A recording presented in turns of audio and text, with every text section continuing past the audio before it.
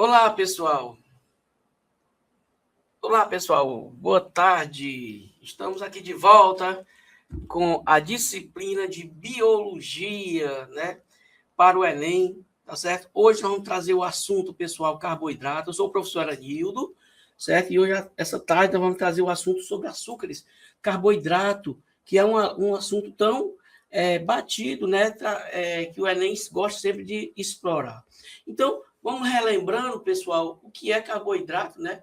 Você está aí todo dia consumindo carboidrato, não é isso? Tipicamente, nós falamos que os carboidratos são os açúcares, não é isso? Açúcares. Então, vamos falando aqui, pessoal, sobre os carboidratos. São açúcares? Sim, são açúcares, mas nem só açúcar, pessoal. Os carboidratos, como são açúcares, eles podem ter função de energia. Mas tem que lembrar que nem é só energia, tá certo? Não só energia, que o carboidrato também pode ser estrutural, como é o caso da formação da quitina. Quitina que forma o exoesqueleto dos artrópodes, né, dos insetos, tá bom? Ele pode formar também, ajudar na formação da parede celular a nossa parede celular dos vegetais, inclusive a nossa membrana plasmática, formando o glicocálice, ajuda na formação do glicocálice, então tem essas características. O nome carboidrato vem justamente dos elementos químicos, certo? Carbono, hidrogênio e oxigênio. Olha só aqui, ó, carboidrato, quer dizer, carbono hidratado, tá bom? Carbono hidratado. Então, aqui nós temos carbono, hidrogênio e a hidroxila. Então, tem nitrogênio também? Tem nitrogênio, certo? Pode ter alguns carboidratos que contêm nitrogênio, outros que contêm fósforo e outros que contêm enxofre também. Então, tá aqui, ó, carbono hidratado. A forma geral é essa aqui, ó. Carbono, entre parênteses, molécula de água.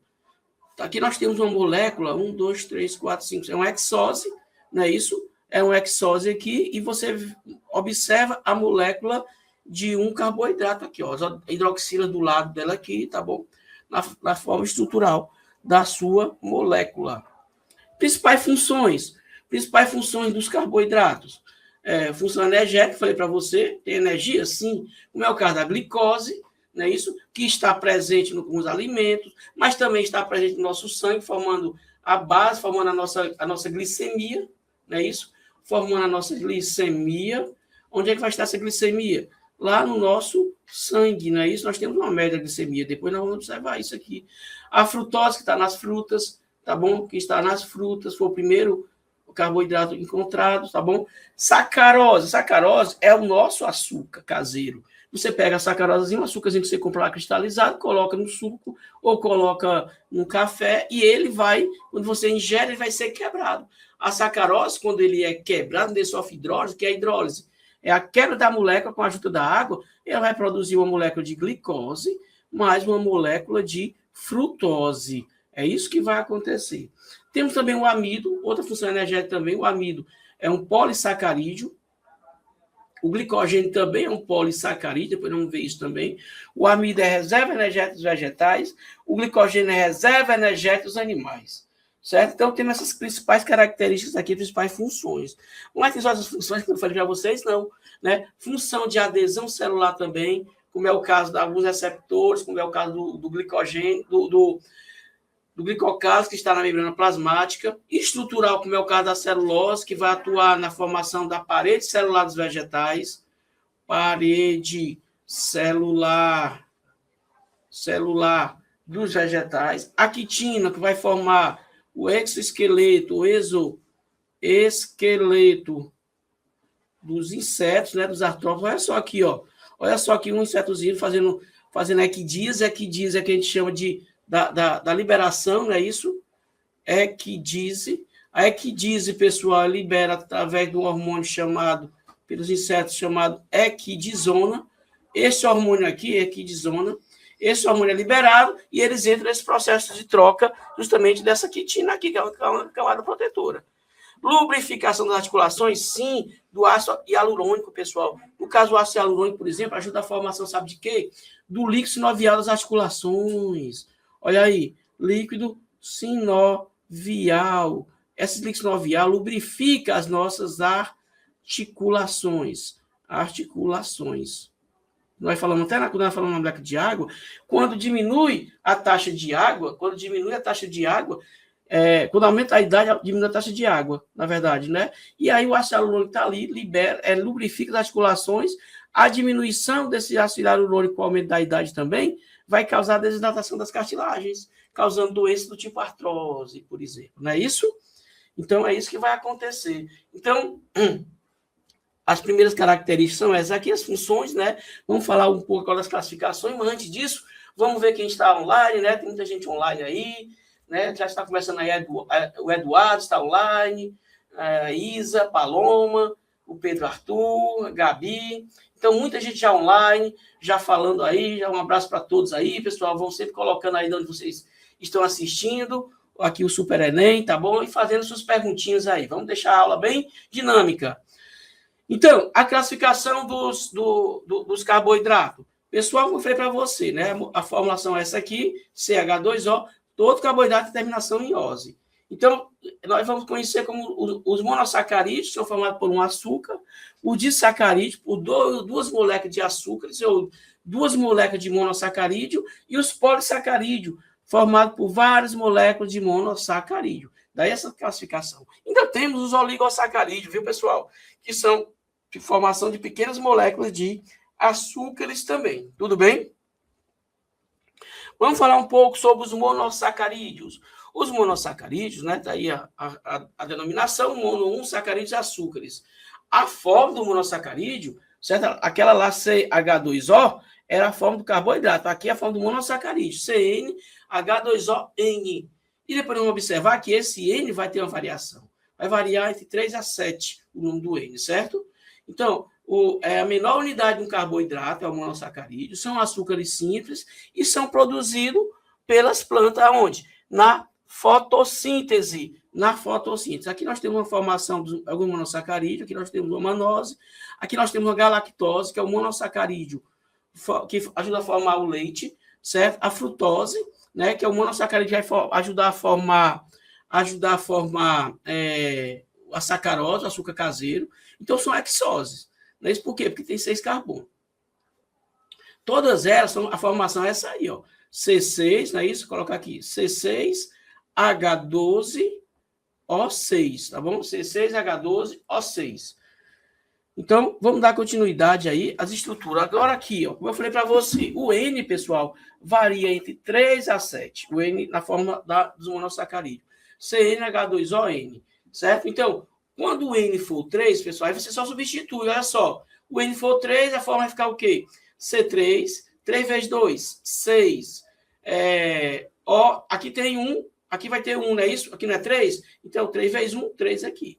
Certo? Então, C3H6O3, aqui é uma triose. Importante, muito importante, triose também. Isso aí vamos contar as trioses lá no início da formação da glicose, lá na fotossíntese, tá bom? Então, quando o N for igual a 4, olha só, substitui o N pelo valor, pelo 4. Então, C4H8O4, aqui é uma tetrose. Olha só, então você vai ter o número do carbono, certo? O número do carbono. Então, triose, 3 carbono, tetrose, 4 carbono. Olha só aqui, ó.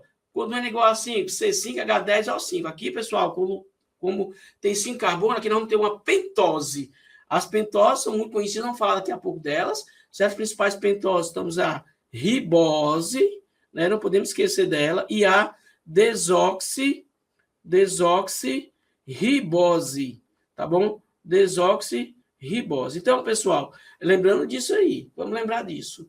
Número do carbono igual a 6, aí você, o N igual a 6, aí, ó, C6, HN, o H não é 2, é 6 vezes 2, 12, O6, aqui são os hexoses, entre as principais, glicose, frutose e galactose. E quando o N é igual a 7, temos a heptose, tá bom?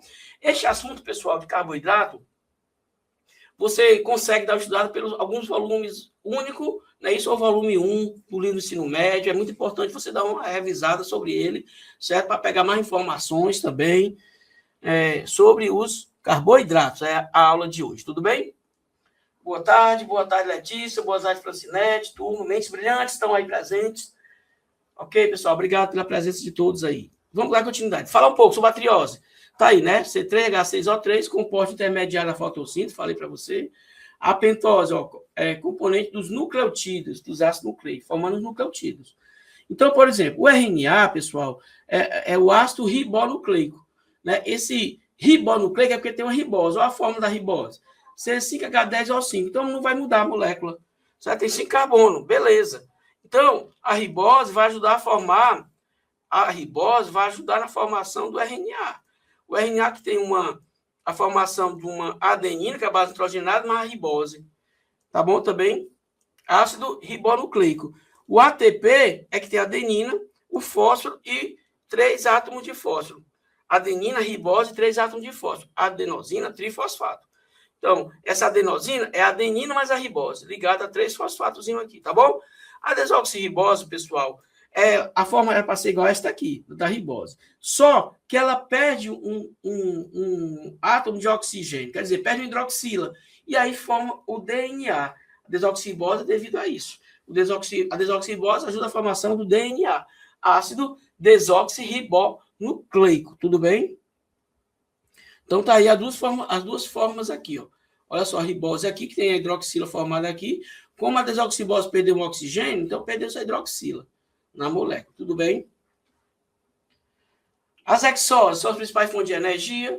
A fórmula é essa, C6H12O6, toda, glicose, frutose, primeiro encontrada nas células, tá bom? E a galactose, que é o açúcar do leite. As hexoses atuam aí, e uma das principais hexoses aí que nós vamos falar, pessoal, é a glicose. Observe essa estrutura aqui, que eu vou mostrar para vocês. Aqui nós temos uma estrutura da membrana celular. Você observa que a membrana celular, certo? Aqui nós temos a membrana celular, tudo bem? E aí você vê uma bicamada de fosfolipídio. Aqui nós temos uma proteína de membrana. Essa proteína, pessoal, vai ajudar no transporte. No caso aqui que nós estamos falando da glicose, ela vai ajudar no transporte da glicose, certo? Então, difusão passiva, não é isso? Uma difusão facilitada, um transporte passivo, uma difusão facilitada. Então, você se alimentou, né, com glicose, a glicose ficou aqui no meio extracelular, tudo bem? E aí foi capturado pela essa proteína. A glicose entra na célula. A glicose, pessoal, ao entrar na célula, começa o processo de quebra da glicose aqui no citoplasma da célula. Um processo chamado de glicólise. Então, a glicólise começa aqui, certo? A ser quebrada na molécula, aqui no citoplasma da célula.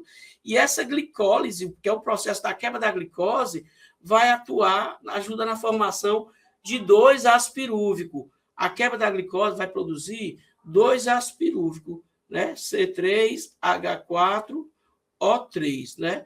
Então, 2 vezes 3, 6, aqui é a glicose, 2 vezes 4, 8, hidrogênio, 2 vezes 3, 6. Professor, mas a glicose tinha 12 hidrogênios. Pois é. 4 hidrogênios vão ser capturados pelos aceptores de hidrogênio. Nós vamos estudar isso aqui, pessoal, também lá na respiração celular, com mais detalhes, tá bom? Então, o aspirúvico entra na mitocôndria e vai dar continuidade à respiração celular. No caso, agora, na citoplasma, o processo foi anaeróbico. Agora o oxigênio entra na mitocôndria e o processo vai ser aeróbico.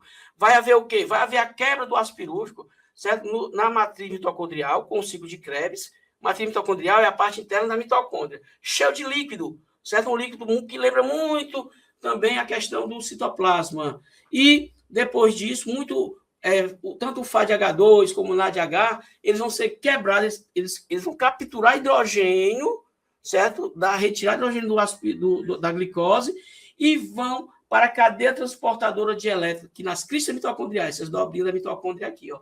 Realizar o quê, professor? Realizar fosforilação oxidativa.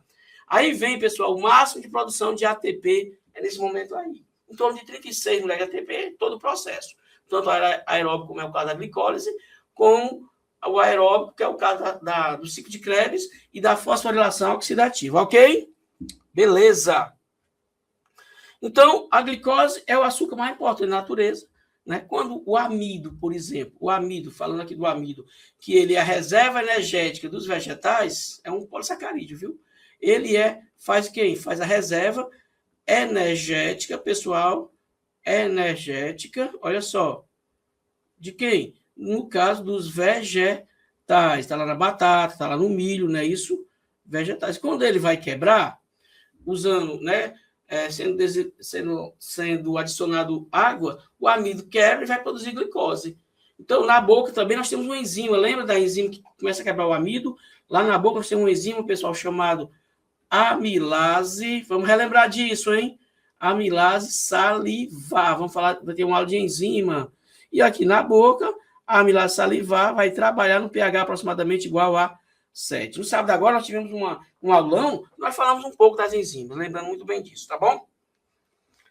Ok? Vou beber uma aguinha só para complementar aqui, facilitando.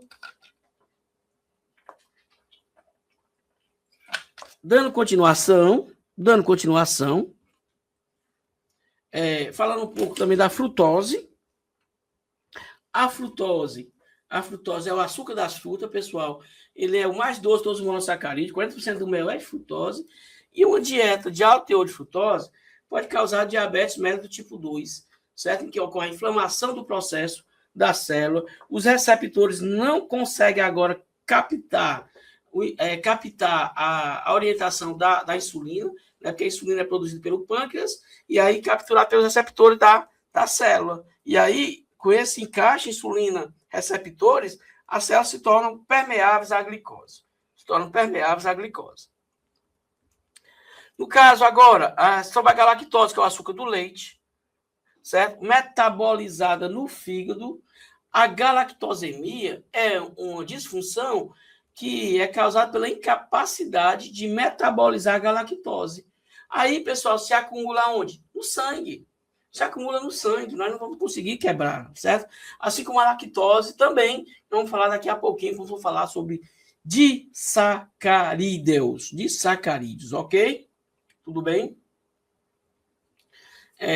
Os dois disacarídeos, pessoal, olha só, falamos de monossacarídeo, uma molécula de açúcar. Agora vamos falar sobre os disacarídeos, que a união de duas moléculas de açúcar.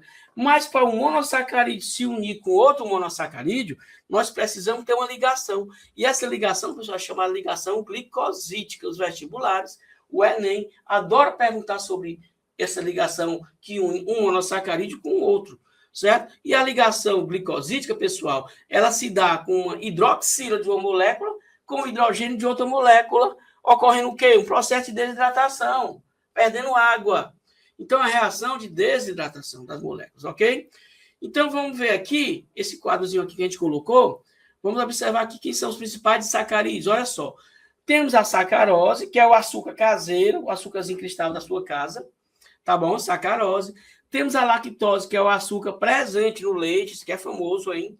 E temos a maltose, que é o açúcar presente no lúpus, às vezes está na cerveja lá, no uísque, não é isso? Né? Em algumas bebidas alcoólicas.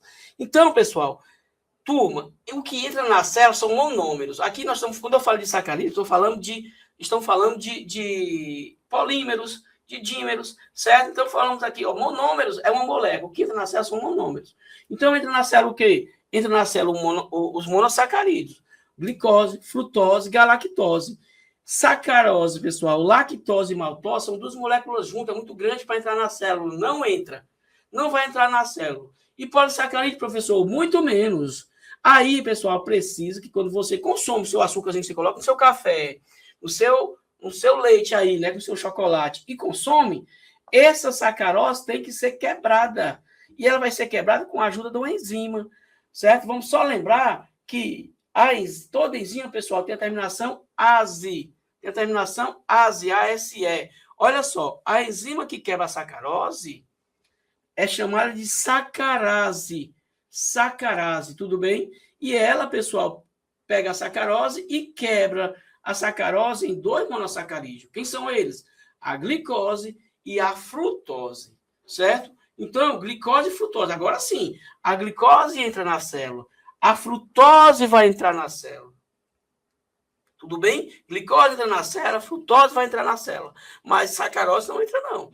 E a lactose? A lactose é aquela nossa lactose que prende no leite, no chocolate, em todos os produtos lácteos, né, que tem no leite.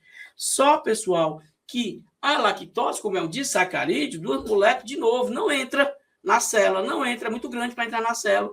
E aí nós precisamos de uma enzima. No caso da enzima que quebra a lactose, é a lactase.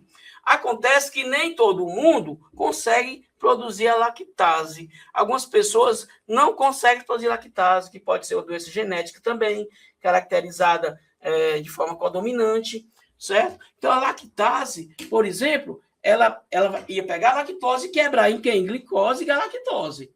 Aí, sim, a glicose vai entrar na célula, a galactose vai entrar na célula. Professor, e quem não tem a lactase? Aí não consegue quebrar a lactose.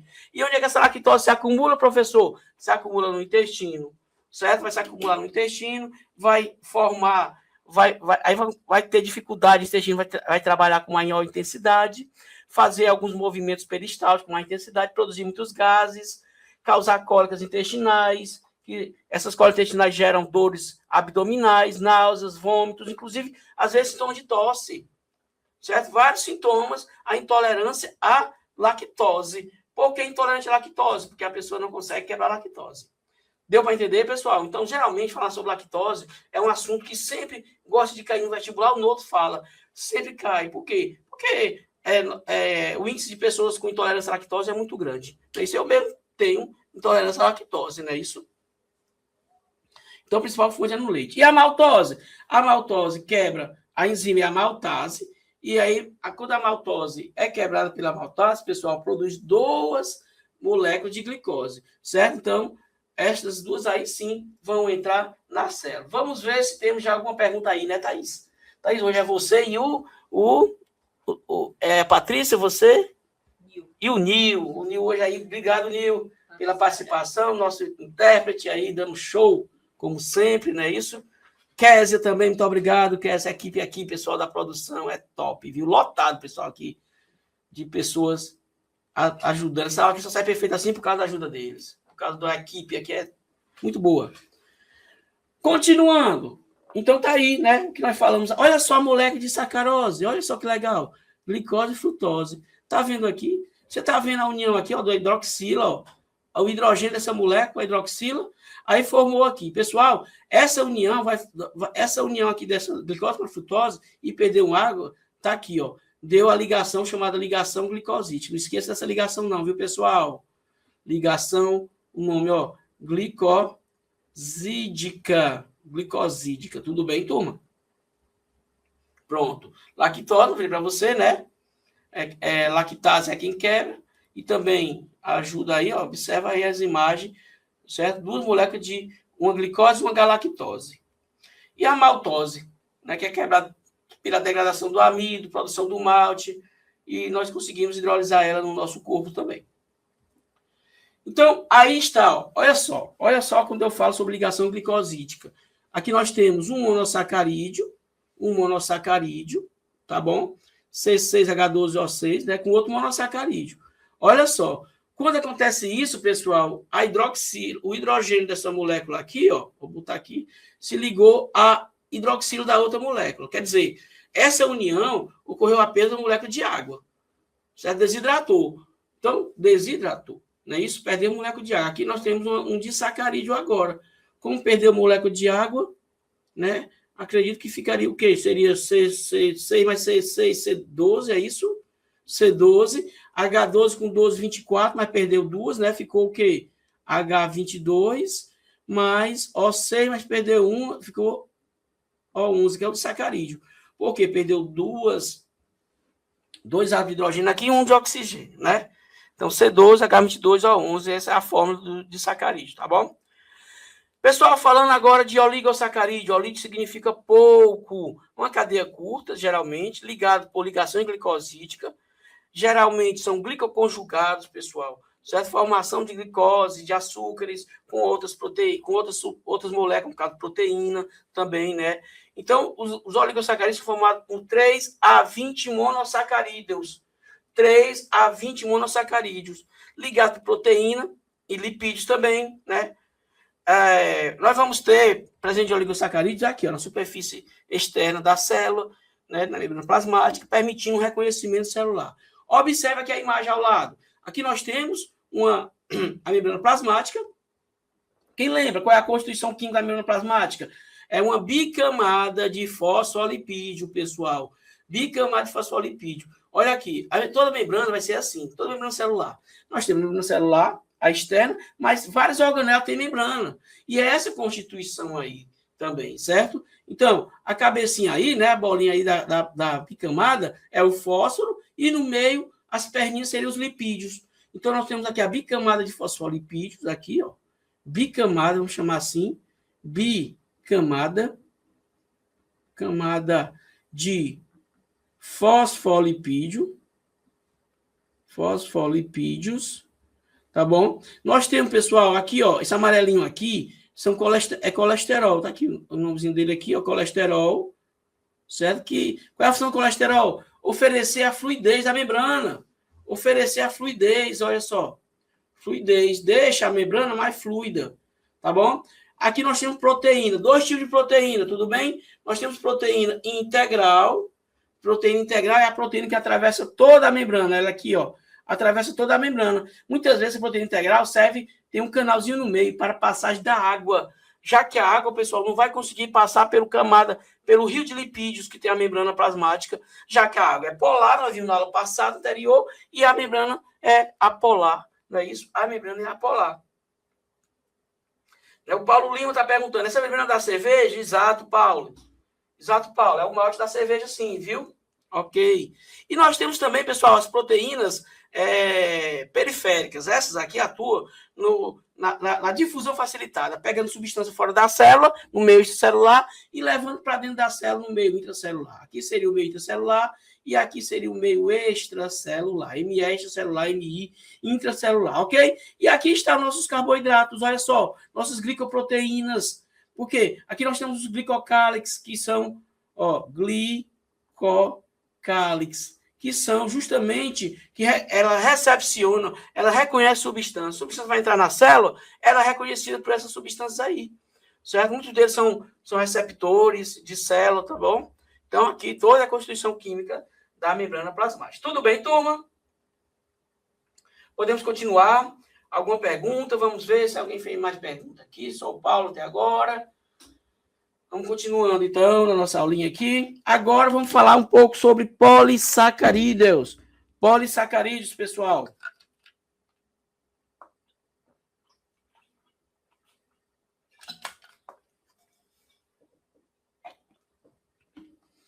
Os polissacarídeos, pessoal, são formados por milhares de monossacarídeos. Milhares. Monossacarídeo, uma molécula de açúcar, disacarídeo, 2, oligo 3 a 20, e aqui nós temos milhares, não é isso? Então, formado cada vez entre um monossacarídeo e outro, uma ligação glicosídica acontece.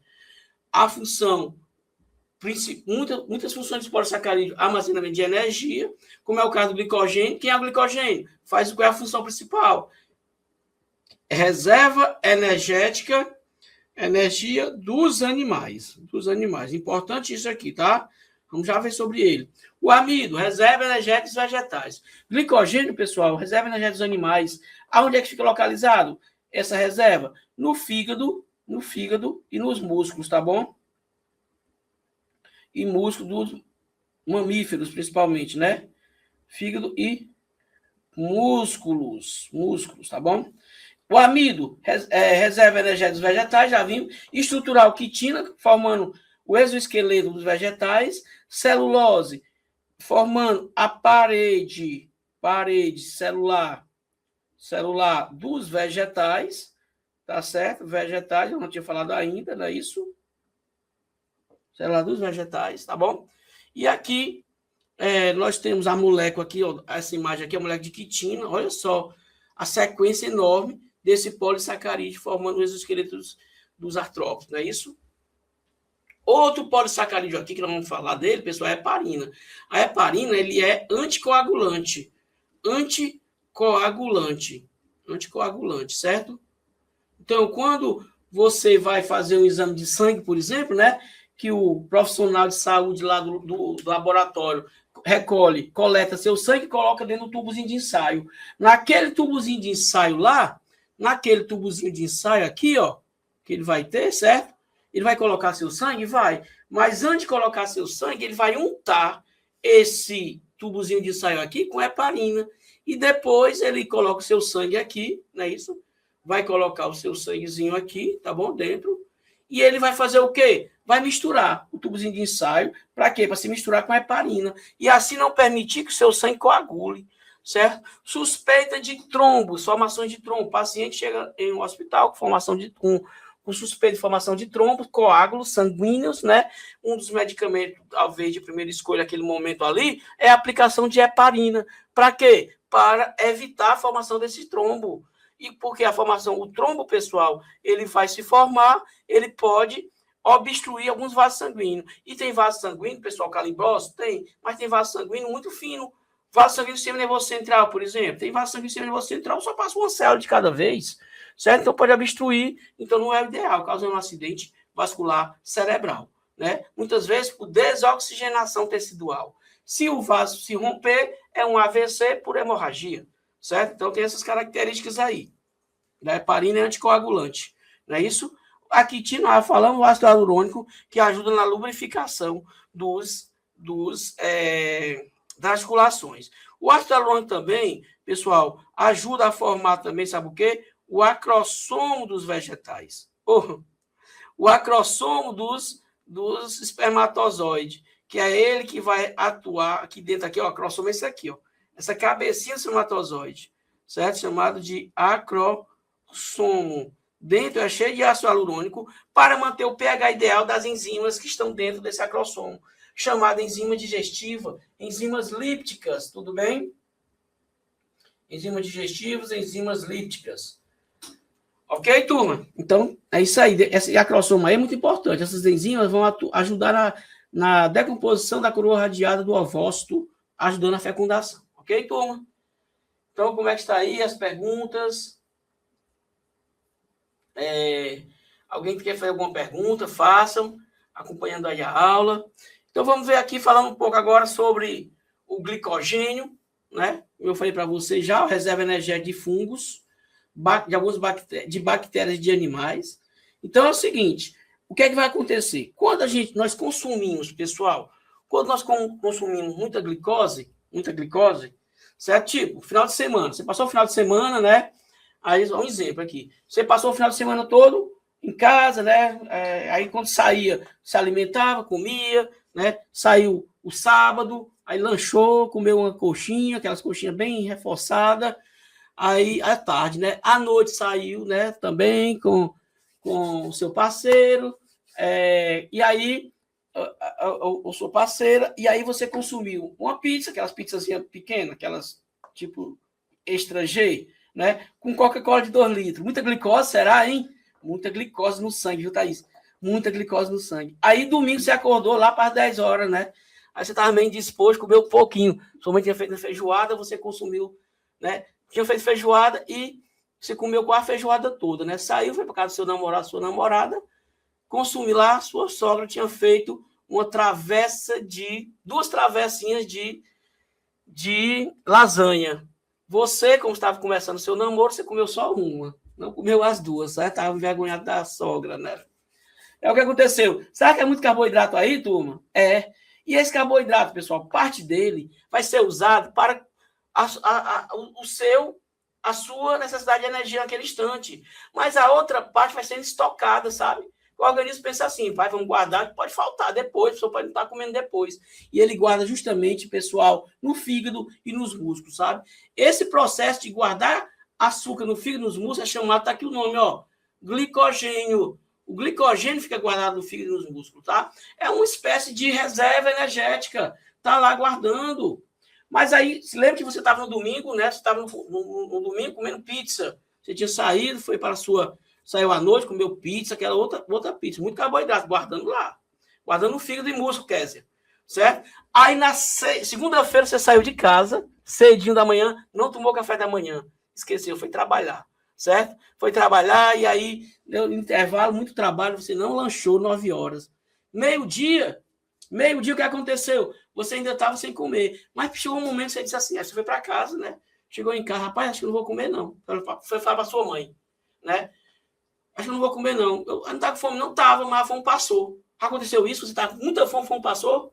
Pois é, meninos, olha só. O que aconteceu? Aconteceu que você estava com muita fome, ocorreu uma queda da sua glicose. A sua glicose no sangue vai estar entre 90 a 110 milímetros de HG. Miligrama por HG. Não é isso? Então, o que é que acontece aqui? De mercúrio. O que acontece, pessoal, que essa aqui é a sua glicemia. Então, deu uma queda aí, por quê? Porque você não tinha comido nada, não tinha se alimentado de nada. Aí, o que é que seu corpo, o que é que seu sistema nervoso percebe? Olha só.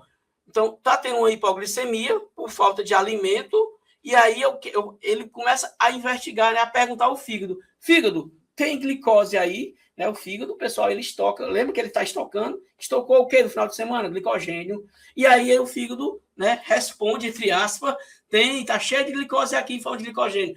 Pois quebre aí e mande para o sangue dessa pessoa. Por quê? Porque o sangue está com hipoglicemia. Aí o fígado quebra. Pessoal, lembra que a formação do glicogênio é glicogênese.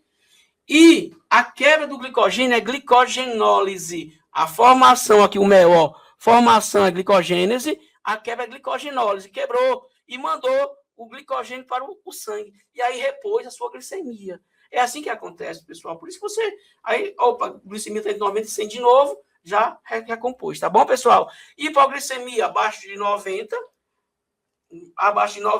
e hiperglicemia acima de 110, tá bom? Agora, é claro que 200, 220, 300 já é um caso de verificar, não é isso? Porque pode vir com diagnóstico de diabetes, tá bom? Então, isso, pessoal, é muito importante, esse conhecimento aí. Então, glicogenólise, quebra do glicogênio. O exercício físico, pessoal, algumas práticas para atuar, né? O exercício físico aumenta a reserva energética de glicogênio. Aonde agora? No músculo. No músculo, os atletas de alto nível, né? Por exemplo, no meu caso, atleta de alto nível, corredor de maratona, longa distância. Então, nós armazenamos glicogênio onde, pessoal? Precisamos de muito, viu? Músculo. Então, às vezes, a gente passa a semana todinha consumindo glicose para ter uma reserva. Para justamente, pessoal, lá no final da maratona de 45 quilômetros, ter glicose suficiente, porque o oxigênio vai ter, o corpo vai estar adaptado, vai estar condicionado fisicamente e vai capturar oxigênio. E aí vai ter glicose para ajudar na quebra, para ter energia nos momentos finais, tá bom? Então, o glicogênio do fígado vai manter a nossa glicemia, lembra que eu falei anterior, naquele caso lá, né? Essa imagem é muito interessante. Agora, pessoal, imagine outra coisa também que eu queria falar para vocês, olha. Imagine que você vai começar a academia hoje, né? Empolgado, compra logo o seu look, né? Da sua academia, vai para a academia, seus fones de ouvido. E aí, turma, você estava com 2 anos, 3 anos que não precisava nem na calçada da academia.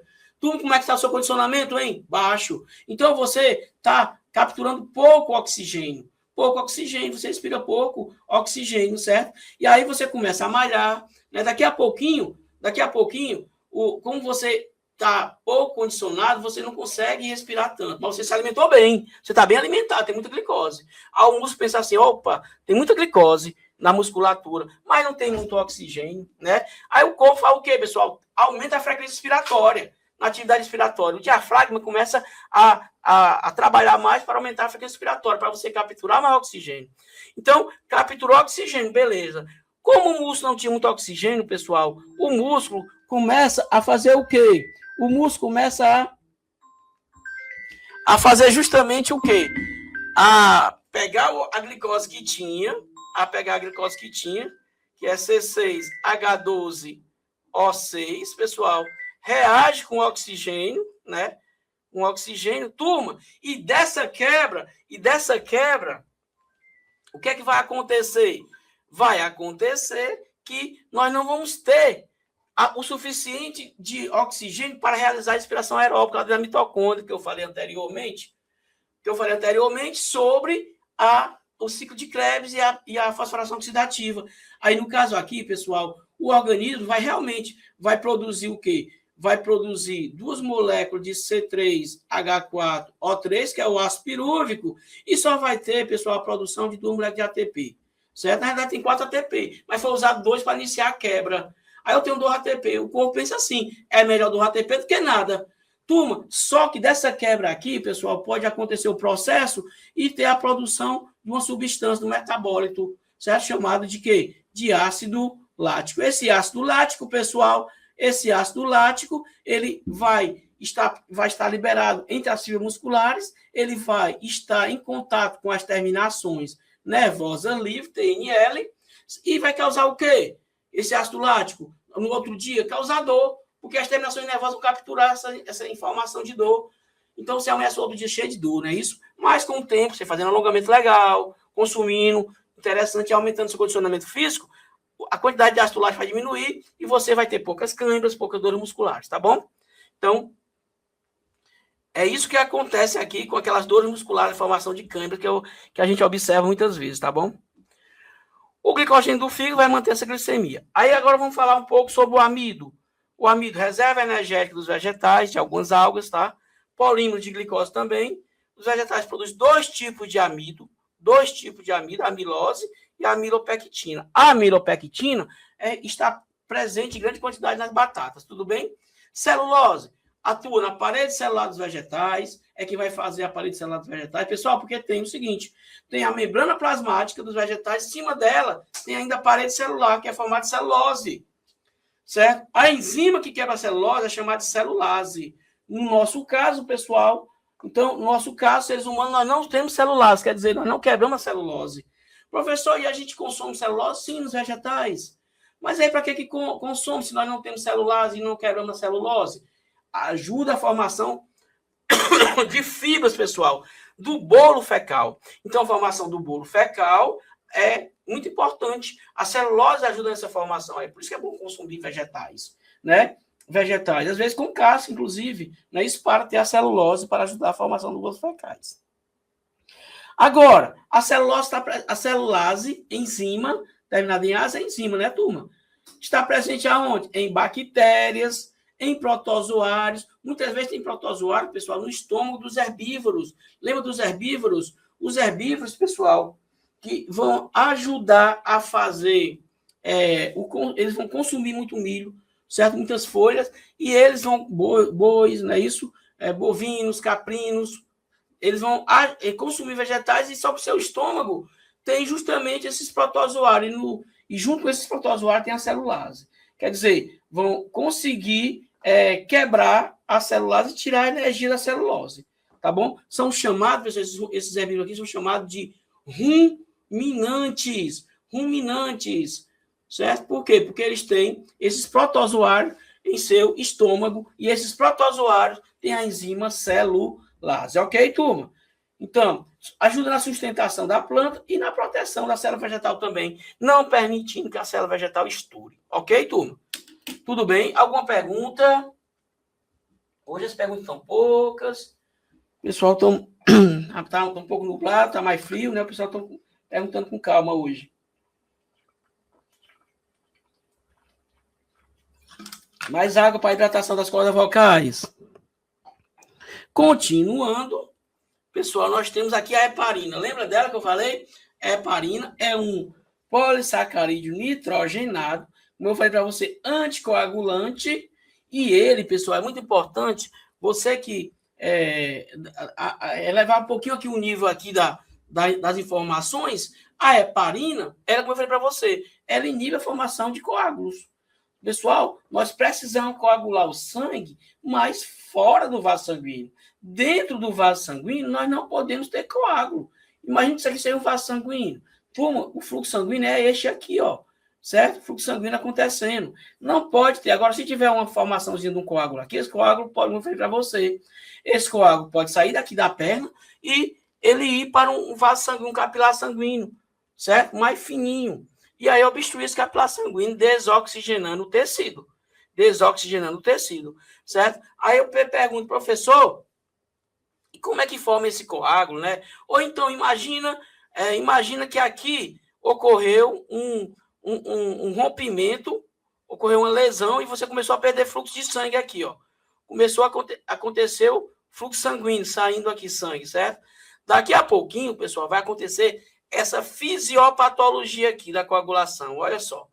Essa fisiopatologia da coagulação sanguínea. Tá bom? Então, ocorreu a lesão, ó, o fluxo sanguíneo aqui, ó. Lesão do tecido, tá bom?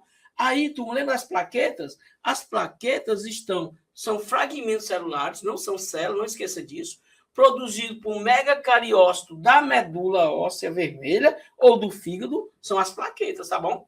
Então, as plaquetas, na célula sanguínea, nós temos leucócitos, temos, né, que são os glóbulos brancos, neutrófilos, basófilos, linfócitos, mas nós temos também hemácias, células anucleadas, e tem umas plaquetas. Só que as plaquetas são fragmentos, pedaços de células, certo? Produzidos no megacariócito. As plaquetas, pessoal, liberam uma substância chamada tromboplastina. Tromboplastina, ou também chamado de tromboquinase. Olha o nome dela, ó. Tromboquinase, que seria uma enzima, certo? Atuaria como enzima. Quinase. Esta tromboplastina, pessoal, ela vai ser ativada por um cofator, pelo cálcio, né? O cálcio atua como um cofator aí que se liga às enzimas, tá bom? Vai se ligar com o cálcio e aí, turma, o que é que vai acontecer? Nesse processo aí, ó, o fígado, ao mesmo tempo, o fluxo sanguíneo está acontecendo.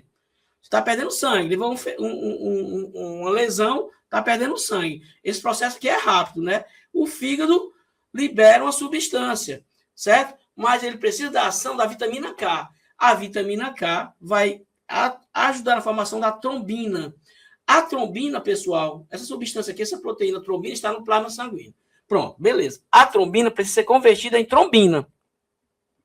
Tá bom? Desculpa, aqui, ó. O fígado vai produzir uma protrombina, que é uma trombina inativa. Certo? Olha só, o fígado produz a protrombina, que é uma trombina inativa. Aí a tromboplastina, associada ao cálcio, converte a protrombina em trombina. A trombina já é uma enzima o quê? Ativa. E essa trombina, pessoal, agora vai pegar outra substância do plasma sanguíneo, chamada fibrinogênio, e vai converter o fibrinogênio em quê? Em fibrina. Pessoal, a fibrina, ela vai se formar aqui e vai impedir, e vai coagular aqui, certo? Impedindo o quê? Impedindo que ocorra o extravasamento de sangue, formando aquela formaçãozinha da ferida, né? Aquela casquinha de ferida lá fora, tá bom? E depois, pronto, tá tudo cicatrizado, essa casquinha vai sair. Isso é a fibrina. Fibrina, a formação, e não começou através do processo aí todo de coagulação sanguínea, né? Então, quem é que impede sair do vaso sanguíneo? É a heparina, porque ela vai impedir a formação da trombina, né? Quitina, turma. Quitina, ela atua na formação dos exoesqueletos dos artrópodes, tá aqui o exoesqueleto dos artrópodes, certo? Na parede celular também dos fungos, é nitrogenado, e o monômero, formador da quitina, atua também no N-acetilglucosamina. N-acetilglucosamina, que vai atuar juntamente com essa estrutura formando o exoesqueleto, tá bom? Outro polissacarídeo, ácido hialurônico. Já falei para você, prende as articulações, formando líquido sinovial, presente no acrossomo, está aqui o acrossomo, o espermatozoide do seu flagelo. O flagelo, pessoal, é um prolongamento da membrana plasmática, certo? O flagelo aqui não é proteína, ele é um prolongamento, quer dizer, dentro do flagelo aqui, pessoal, tem citoplasma, ó, tem organelas. Aqui nessa região aqui, ó, intermediária do espermatozoide, tem uma organela muito intensa aqui, um de uma organela chamada mitocôndria. Qual é a função da mitocôndria, hein, turma? Atuar onde? Fazer a mitocôndria, fazer a nossa respiração celular aeróbica, produzindo muito o quê? ATP. ATP é a nossa moeda energética instantânea, certo? Então, aqui. Então, o acrossomo está aqui, ó, na cabeça do espermatozoide. Ele está cheio de enzima digestiva e vai atuar na fecundação, porque quando ele chegar lá na fecundação, juntamente com o ovócito, ele vai liberar essas enzimas digestivas, o acrossomo vai se romper, liberar a enzima digestiva, e essas enzimas digestivas vão destruir a coroa radiada. E aí vai ajudar a membrana celular do acrossomo se fundir com a membrana do ovócito. Tudo bem? E aí o espermatozoide vai injetar o seu núcleo com os 23 cromossomos paternos. Tudo bem? É assim que acontece o processo de fecundação. E onde é que acontece a fecundação? Terço distal das tubas uterinas. Não podemos esquecer disso. Ok, turma? Perguntas? Algumas perguntas? Tudo bem? Podemos continuar? Beleza. Só um pouco de água.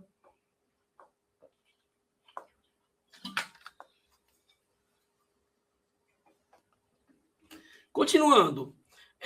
Nós temos aqui, pessoal, ó, ainda sobre os vegetais, olha só, questão dos polissacarídeos. Os polissacarídeos, né, em relação nos vegetais, o que é que tem a capacidade? Os vegetais têm a capacidade de transformar gordura, lipídio em carboidrato. Por isso que nós não vamos ter armazenamento de gordura nos vegetais, certo? Isso devido aos vegetais terem uma organela citoplasmática chamada de glioxissomos, certo? Os vegetais, pessoal, têm uma organela chamada de glioxissomo e eles fazem isso. Eles têm a capacidade de pegar a glicose, pegar o lipídio e transformar em carboidrato. Nós, animais, temos essa condição? Temos? Não. Seria muito bom, né? Nós pegarmos lipídio, gordura e transformar em carboidrato. Nós nem iríamos ter tecido adiposo, nem engordar, né? Mas os animais não têm essa condição, pessoal. Pelo contrário, o animal pega o carboidrato e converte ele em lipídio, certo? Pega o açúcar do nosso corpo, pessoal, se transforma em lipídios. Esses lipídios podem se armazenar em vaso sanguíneo, em tecido adiposo, e é por isso que nós vamos aumentar a nossa massa gorda, né? A nossa massa de lipídios. E as células que vão armazenar essas gorduras são chamadas de adipócitos, tá bom? Esse processo que o animal faz, convertendo carboidrato em lipídio, é chamado de lipogênese. Lipogênese, certo? Aqui, gordura abdominal, né? Terrível. Por quê? Porque a gordura abdominal, ela se instala em cima de órgãos importantes. Órgão, podemos dizer, de excelência, como é o caso do pâncreas, do fígado, do coração, dos rins, pessoal. Já imaginou, né, um órgão, um pâncreas cheio de... com um peso enorme de gordura? Ele vai ficar, de certa forma, ineficiente, inflamado e não vai produzir insulina de forma efetiva, tá bom? Ou o glucagon, que faz o inverso da ação da insulina, são hormônios. Desculpa, gente. Ainda, a oxidação dos carboidratos fornece, turma, apenas metade da energia em relação ao lipídio. Quer dizer, o lipídio tem muito mais energia, fornece muito mais energia do que o carboidrato. Mas a célula prefere o carboidrato. Por quê? Porque é mais fácil de quebrar o carboidrato. É tipo, pessoal, um custo-benefício. A célula vai gastar menos energia para quebrar o carboidrato. Mesmo obtendo menos energia, ela prefere, porque também vai gastar. O que adianta gastar muito? Né? Ganhar muito, mas para ganhar muito tem que gastar muito. Então, a célula prefere usar, primeiramente, os carboidratos. Em segundo plano, a célula usa o tecido adiposo. Por isso que, quando nós entrar numa dieta, nós demoramos um pouco a perder peso, porque nós vamos, primeiramente, consumir o carboidrato. Depois de consumir o carboidrato no músculo e fígado, o organismo entra na oxidação do tecido adiposo. E depois, se continuar, pode entrar até em proteína, que é a terceira opção celular. Tudo bem? A digestão dos carboidratos inicia na boca. A enzima é a pitialina ou amilase salivar, turma, e o pH é neutro, certo? No duodeno, que é a primeira porção do intestino, pessoal, o intestino delgado se divide em três: duodeno, jejum e íleo. O íleo já é a parte lá próxima do intestino grosso, certo? Duodeno e jejum absorvem a maior parte dos açúcares na dieta. Isso é uma verdade, certo? Eu sei, pessoal, que são muitas informações. Mas o que você deve fazer? Quando essa aula fica gravada, né? A equipe do Super Enem tem esse cuidado, certo? De deixar a aulinha gravada para você. Depois você assiste, volta, aumenta, acelera se quiser, né? Diminui a velocidade e aí revê a aula e faz suas anotações com mais calma, tá bom? Isso é importante, resolve exercício. No final da aula, vamos resolver algumas questões também, mas busca mais questões. Questões são imprescindíveis, pessoal, para você atingir o seu objetivo no final do ano no Enem. Tudo bem? Então, assim, aqui é a nossa glicose plasmática, né? Que vamos chamar de glicemia, entre 70, né? Hoje em dia, só para questão de uma pequena atualização, pessoal, entre 90 e 110 miligramas, né? Miligrama por decilitro de sangue também. Miligrama por decilitro de sangue, pessoal. Vou só corrigir um pouquinho. Eu falei lá em milímetro de Hg. Milímetro de Hg, lá quando eu falei sobre a glicose, na realidade é da pressão. Certo? Vamos fazer essa correçãozinha aí. Eu vou pedir para fazer na edição do vídeo, tá? Mas aí nós temos 90 a 110 miligramas por decilitro de sangue. É a sua taxa. Menos do que isso aqui é hipoglicemia. Acima disso é hiperglicemia. Tudo bem? Glicosúria é quando aparece glicose na urina. Glicose na urina. Pequena molécula, quanto maior a molécula, quanto maior os polissacarídeos, mais insolúveis eles são na água. Quer dizer, monossacarídeos são solúveis na água. Disacarídeo para oligosacarídeo já começa a diminuir a solubilidade. Polissacarídeos são insolúveis na água. Tudo bem? Certo? É isso aí. O aumento da glicose plasmática causa danos à célula, causador do diabetes mellitus. Certo? Aqui quando acontece o indivíduo... Aqui é uma imagem, pequena imagem aqui do duodeno, essa parte que é o duodeno, e aqui o pâncreas, certo? Pâncreas. Aí o pâncreas, pessoal, as células betas liberam insulina. Isso, Isabel. Isso, né? Eu fiz eu tenho que fazer a correção lá. Só veja isso também, tá bom? Obrigado. Então, as células betas produz a insulina, pessoal, elas reagem, elas vão lá na célula, e lá na célula vão ter receptores e vão se encaixar na membrana plasmática. Esse encaixe permite com que as proteínas celulares consigam colocar a glicose, que está hipertônica fora da célula, para dentro da célula, que está de forma o quê? Hipotônica, que consegue entrar, certo? Aí a glicose consegue entrar. Se o corpo não produz insulina, pessoal, a insulina, como não tem insulina, ou tem pouca insulina, não vai reagir com os receptores da membrana plasmática. Consequentemente, a célula não vai responder, certo?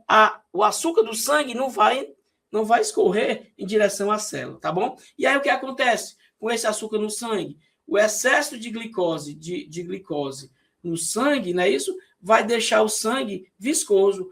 Aumento da viscosidade no sangue. O aumento da viscosidade no sangue, pessoal, vai aumentar ou diminuir o trabalho do coração para impulsionar esse sangue? Vai aumentar o trabalho do coração, tá bom? Aumentando o trabalho do coração, pessoal, vai aumentar ou diminuir a pressão arterial. O que é a pressão? A pressão é o aumento do fluxo sanguíneo, o aumento da força que o sangue faz nas paredes dos vasos sanguíneos. Quer dizer, o aumento do trabalho do coração vai aumentar a pressão arterial, quer dizer, causar hipertensão, não é isso? Aí sim vem os MM de Hg, certo? De mercúrio, tá bom, turma? Dá só uma olhadinha nisso, corrige isso aí depois, tá certo, turma? Então, aqui vai acontecer aumento da pressão arterial. Geralmente, a diabetes pode levar também à pressão arterial. Então, esse tipo de glicose, de diabetes, onde tem a não produção ou diminuição da produção de insulina, é a diabetes tipo 1. A diabetes tipo 2, pessoal, o indivíduo produz insulina de boa mesmo, lá muita insulina, certo? Mas os receptores não reconhecem a insulina, tá bom? Ocorre falha nesse receptor, que é uma proteína.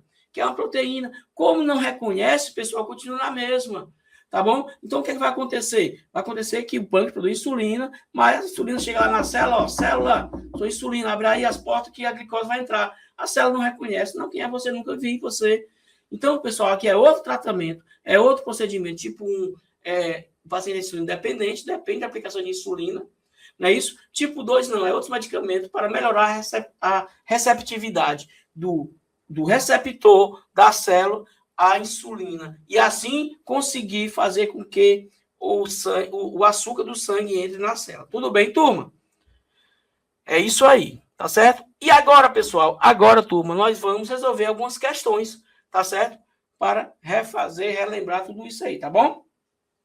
Primeira questão, vamos tentar responder e em seguida a gente, vamos dar uma olhadinha para a gente responder as questões.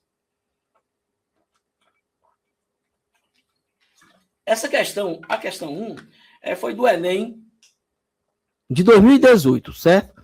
Então, fala o seguinte: anabolismo e catabolismo são processos celulares antagônicos. Anabolismo, pessoal, forma, né? Catabolismo forma, né? Síntese. Catabolismo degrada, quebra, não é isso? Vai quebrar a molécula. Quebra, tá bom? São processos celulares antagônicos, que são controlados principalmente pela ação hormonal. Por exemplo, no fígado, a insulina atua como hormônio de ação anabólica, pessoal. Então, a insulina vai fazer o quê? Tirar açúcar do sangue e levar, primeiramente, para as células, beleza, fazer expressão celular. E o que sobrou, a insulina ajuda a guardar lá no fígado, que nós falamos hoje, sabia? Lembra disso? Em forma de quê? De glicogênio. Agora o seguinte, aqui, ó, produção do glicogênio. Então, até aqui, puxa o setinho e bota aí, ó. Glicogênio. Então, formação do glicogênio, glicogenólise, é anabolismo. O glucagon, pessoal, é produzido pelas células alfa do pâncreas. O que é que o glucagon faz? O glucagon, sabe aquela história que eu falei para você?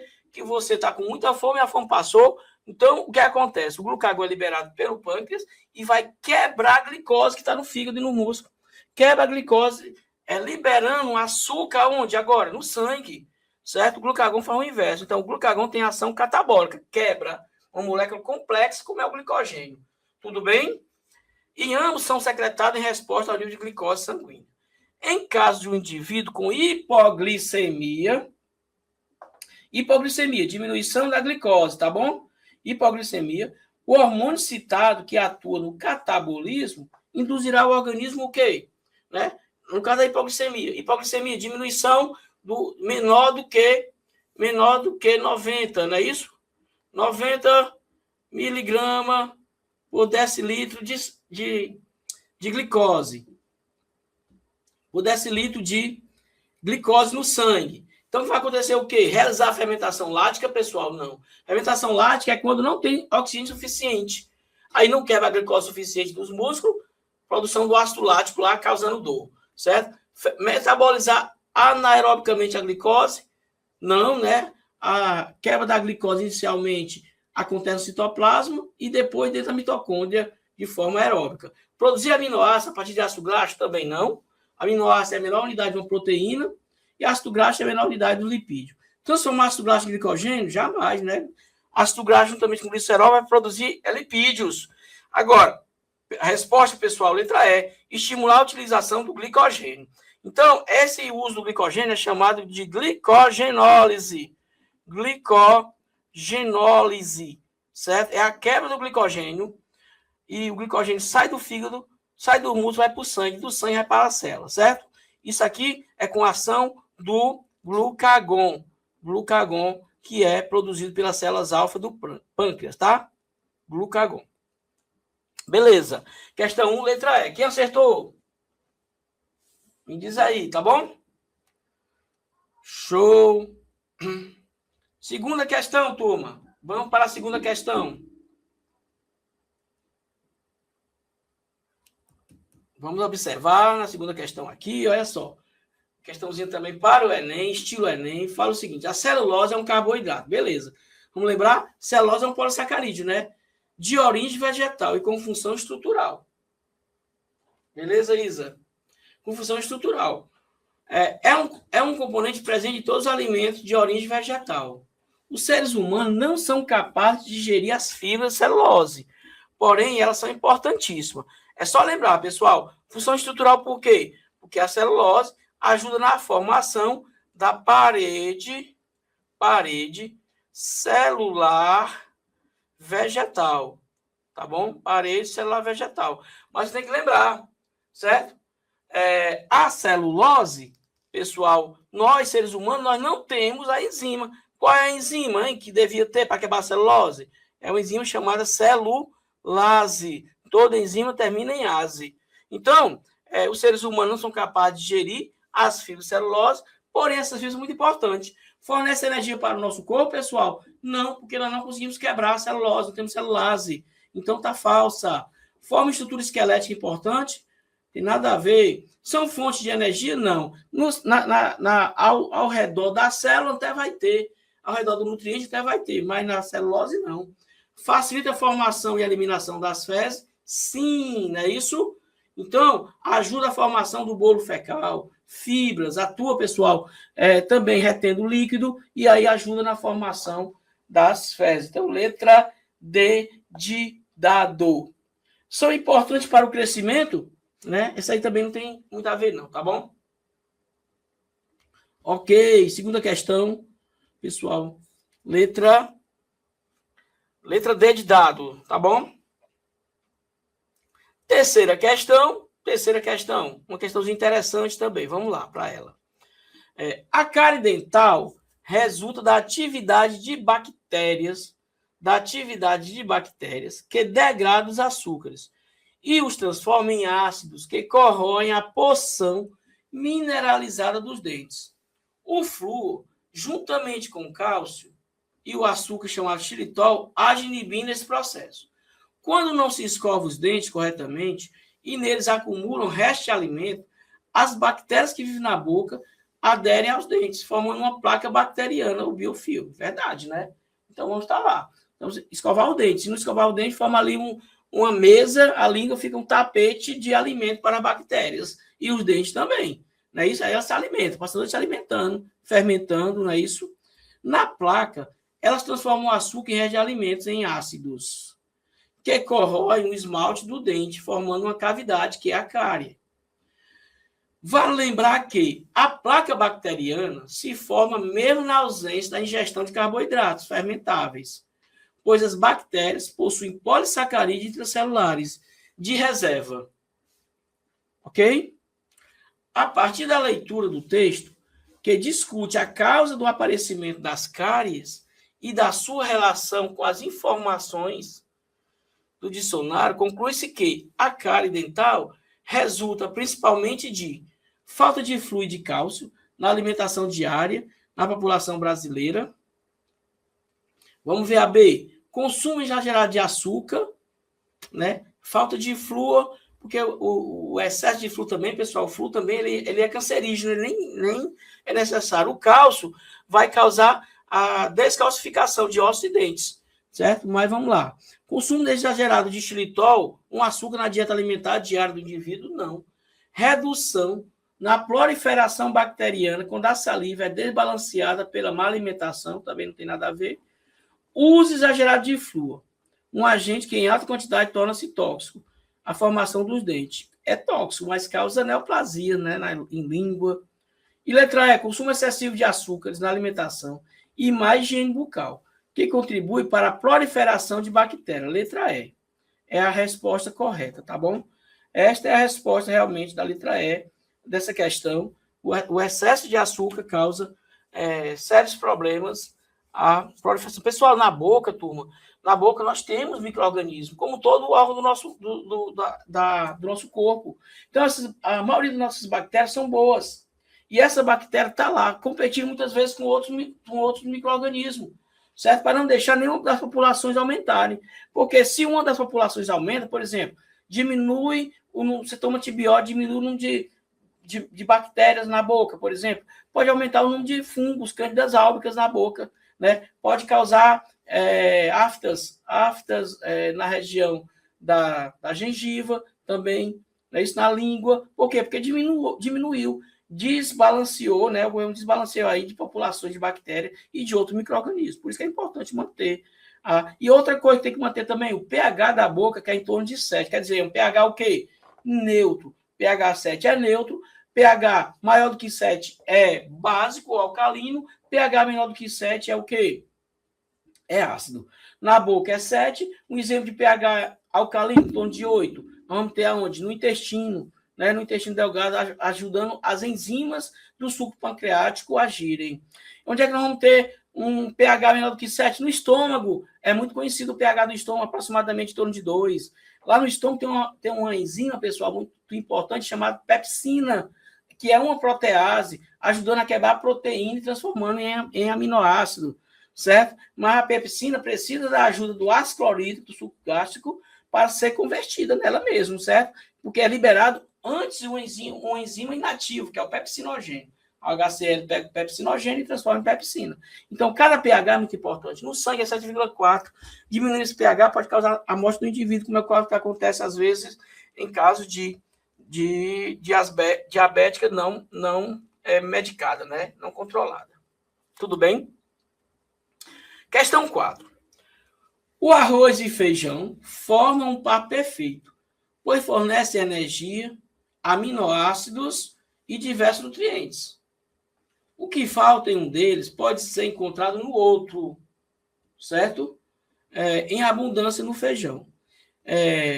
Pode ser encontrado no outro. Por exemplo, o arroz é pobre em aminoácido lisina, aminoácido, que é encontrado em abundância no feijão. O aminoácido metionina é abundante no arroz e pouco encontrado no feijão. A tabela a seguir apresenta informações nutricionais desses dois alimentos. Então, o arroz, 41 quilocalorias, feijão, tem muito carboidrato, né? Então, o arroz tem 8,7 gramas, 10,6 gramas, muito carboidrato. Tem proteína, 0,58 gramas no arroz, no feijão tem bastante, olha só. Lipídio no feijão também e no arroz. E colesterol, não existe colesterol nem no arroz e nem 0 gramas nos dois, tá bom? Mas o que observa muito aí é o quê? Carboidrato, não é? A partir das informações contidas no texto, na tabela, conclui-se que os carboidratos contidos no arroz são mais nutritivos que o do feijão. Não, pessoal, é um só. Carboidratos são açúcares, onde ele esteja. O arroz é mais calórico que o feijão, por conter mais quantidade de lipídios. Não, né? Temos que lembrar o seguinte, pessoal, nós temos que lembrar duas coisas. Preferência celular e alimento mais energético, certo? Vou colocar aqui, ó. Preferência celular, certo? Preferência celular. Pessoal, em relação à preferência celular, primeira preferência celular são os carboidratos. Carboidrato. Em segundo, vem o lipídio. Eu falei para você já, né? Lipídios. E em terceiro, só depois que acaba carboidrato e lipídio, a célula começa a usar a proteína. Por isso que a pessoa emagrece muito, e depois começa a perder massa muscular. As pessoas na academia, às vezes mesmo, começa a perder massa muscular, por quê? Massa muscular é proteína. Por quê? Porque está fazendo uma dieta muito severa, né? Então já consumiu carboidrato, já consumiu lipídio, e agora já entrou na célula, né? Ou então, uma desnutrição também muito séria também, começa a usar proteína e a pessoa emagrece muito, né? E agora, quem é que tem mais energia? Na realidade, como nós vimos já, né? Quem tem mais energia, primeiro, é o lipídio, né? Como eu falei para você, o lipídio tem mais energia do que o carboidrato. Em segundo, carboidratos. E em terceiro, a proteína. A proteína. Professor, mas não era o ideal que a célula usasse lipídio, já que tem mais energia? Sim, pessoal, mas como eu falei para você, a célula gasta muito mais energia quebrando lipídio. Basta você observar quando você consome, almoça uma comida com muito lipídio, né? Com muita gordura, né? Então, você depois fica sonolento, porque a célula vai gastar muita energia para quebrar esse excesso de lipídio aí, né? Como almoçou uma feijoada, você vai ter sonolência depois para quebrar esse excesso de lipídio, tá bom? Então, o arroz é mais calórico que o feijão, por ter maior quantidade de lipídio? Não, né? Vamos ver aqui, ó. Vamos ver aqui, tem o feijão. As proteínas do arroz têm a mesma composição de aminoácidos que a do feijão. Há vimos que não. Combinação de arroz e feijão contém energia e nutriente. E é pobre em colesterol. Verdadeiro, pessoal? Sim, né? Pobre em colesterol. Tem muito carboidrato. Tem muita proteína. Certo? Então, letra... A combinação de arroz e feijão contém energia. Por quê? Porque tem muito carboidrato. E nutrientes como proteína, né? Com alguns aminoácidos importantes e pobre em colesterol. Dedicado. Certo? As 2 colheres de arroz e 3 de feijão são menores calóricas que 3 colheres de arroz e 2 de feijão. Então, balanceado aí. A resposta correta é a letra D. Professor, por que não é a B mesmo? Porque a célula prefere, eu falei para você, prefere carboidrato e depois lipídio. Tem que ver essa questão da preferência celular. Tudo bem, turma? Ok? Vamos para a quinta e última questão. Durante uma aula prática de biologia, estudantes analisaram rótulos de alimento industrializado e observaram a presença de diferentes substâncias orgânicas, certo? Carboidrato, lipídios, proteínas, certo? Como açúcares simples, óleos vegetais e compostos estruturais de membranas celulares, né? Lipídios, por exemplo. O professor explicou que essas substâncias pertencem a diferentes grupos de biomoléculas e desempenham funções específicas no organismo. Com base nos conhecimentos sobre substâncias orgânicas, analise as afirmativas a seguir. Podem ser classificados como, mas no conhecimento sobre substâncias orgânicas, monossacarídeos, disacarídeo e polissacarídeo, né? Sim, carboidrato, não sei isso aqui, né? Pode ser classificado, o professor explicou que as substâncias pertencem a grupos de biomoléculas e desempenham funções específicas no organismo. Como açúcares simples aqui que eu falei, né? Pode ser classificado como glicerídeos, ceras e carotenoides, sim, mas nesse caso aqui, pessoal, é sinônimo da nossa próxima aula, que são os lipídios, sim, já serve aí, né, para cena dos próximos capítulos, glicerídeos, ceras e carotenoide. Carotenoide são os beta-caroteno, que vão ajudar a formar vitamina A, certo? Cera, forma a cera da abelha, né? Serum do ouvidozinho, para proteção do ouvido. Os principais componentes da membrana celular são moléculas formadas por glicerol, associada a ácido graxo e um grupo fosfato. Está errado, né? Então, os componentes da membrana celular são... É verdade, é uma bicamada de fosfolipídio. Fósforo, estruturazinha, né? A bolinha assim, com as perninhas, né? A bolinha é o grupo fosfato, certo? E as perninhas, o grupo lipídio. Lipídio, certo? Aqui lipídio, e aqui em cima, o grupo fosfato. Tá bom? Também tá certo. Exerce função estrutural, plástica, além da função energética. É verdade, né, turma? Então, vamos ver quais são. Aqui o que é que ele vai falar? Considerando o quê? Aí ele pede para ver quem é glicídio e quem é lipídio. A sequência correta na associação entre a afirmativa e os grupos de biomoléculas. Vamos lá. Então, primeira questão, o item 1 é o quê? O item 1 é glicídio ou é lipídio? Aqui é glicídio, né? É carboidrato, glicídio, carboidrato. Então, é 1, certo? 2, aqui lipídio. Ficou legal que eu botei, né? Lipídio, olha só. 3, é lipídio também. E 4 é glicídio. Não é isso? Então ficou o quê? Glicídio é 1, né? 1, 2, 2 e 1. Tem aí? 1, 2, 2 e 1. Letra C de casa, turma. Tá certo assim? 1 glicídio. 2 lipídio. 3 lipídio. E 4 glicídio. C de casa, não é isso? C de casa. É isso mesmo. Ok, turma. Turma, essas nossas questões, pessoal. Então, nossas questões, elas vêm estruturadas para que você tenha uma revisão. Quem já estudou carboidrato, ótimo, né? Quem está no terceiro ano, provavelmente nessa época assim, já deve ter estudado carboidrato. Vem para... nós trazemos essas questões para que você agregue. Observe aí que nós falamos de muito assunto hoje, certo? Dentro do carboidrato, dividimos carboidrato em monossacarídeo, disacarídeo e polissacarídeo. Fizemos essa revisão com você, para que você se fortaleça, para que você busque novas informações, tá bom? Então, trouxemos aí, aqui nós temos o gabarito da questão, certo? Mostrando aqui para você o gabarito. Então, chega nas questões, aí nós fazemos a revisão.